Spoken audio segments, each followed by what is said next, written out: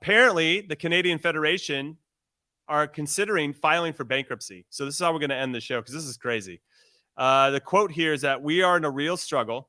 It's not imminent, but we need to explore what bankruptcy entails and how it might affect our organization. That's from Interim General Secretary Jason DeVos. He said that in an interview with TSN. Now, more from TSN.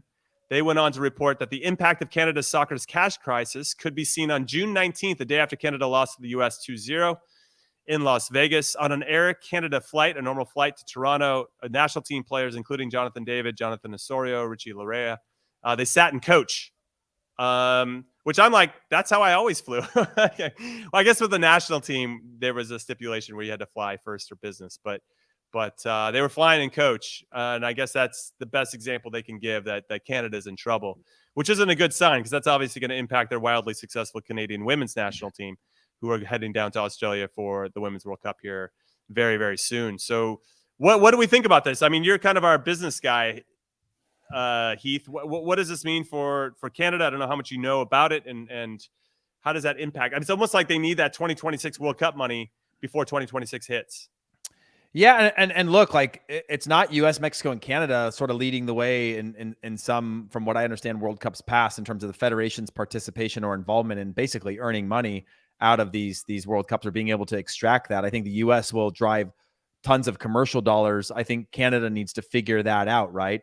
The value proposition of a federation is only as strong as sort of the league, the domestic league that lives within it and is driving the always on commercial value of the sport in that country. In Canada, it's still a hockey country, right? You've got the Canadian Premier League that I think is doing great things for communities. But when you're talking about the trajectory of being able to drive incredible commercial value, it comes down to, again, the strength. They've had such a good women's team.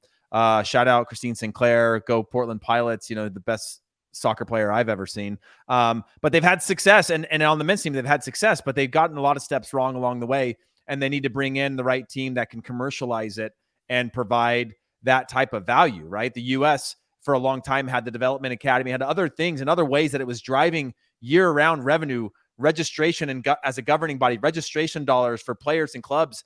You have to have this scale in order to build up your coffers of money that you can rely upon and deploy that. It requires savvy business and also a general interest in scale through population and other ways in which you can monetize it. And so it's difficult. It's not just as, sometimes we think that it's just as simple as like somebody's just writing checks, but the money's got to come from somewhere, right? It's got to come from the games that you play in. It's got to come from your commercial dollars. It's got to come from being a governing body, and all of that amounts into being something. Unless you've got some sort of, what's the guy that owns, the Canadian guy that owns one of the F1 teams, unless he wants to just write big fat checks to grow the sport, it's hard to imagine, it getting to that point. And it requires a savvy understanding of your marketplace, which is Canada, and then being able to then figure out where the value proposition is to drive revenue and dollars that can then be rolled back into the growth of the federation. So it's a little bit of a slippery slope and not a simple fix, but it's a big challenge.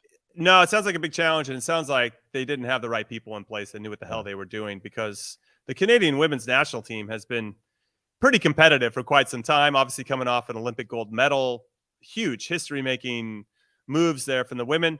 And then on the men's side, they qualify for the first World Cup since '86. And you have these two entities that have a ton of promise. It's only getting better and stronger. You have marketable players. You talked about Christine Sinclair. You have Alphonso Davies on the other side, Jonathan Davies. You have plenty of players on both teams that you can market and utilize in a meaningful way. And it seems like there was no looking ahead, right? There was no, hey, our team actually might be pretty good. We might want to start positioning ourselves into getting some real dollars. So yeah, they didn't have jerseys, custom jerseys made for the World Cup, because I don't think they thought they were going to get there. They didn't even put out like a piece of unique content as they sat on top of the actual qualifying table for so long. So it's a real issue that needs to just a full overhaul. But again, like you said, they've got players that are big. They've got a team that's successful, they got a women's team that's super successful. They've got to figure out a way to create that into a commercial proposition that sponsors and brands and rights holders want to get behind and write big checks.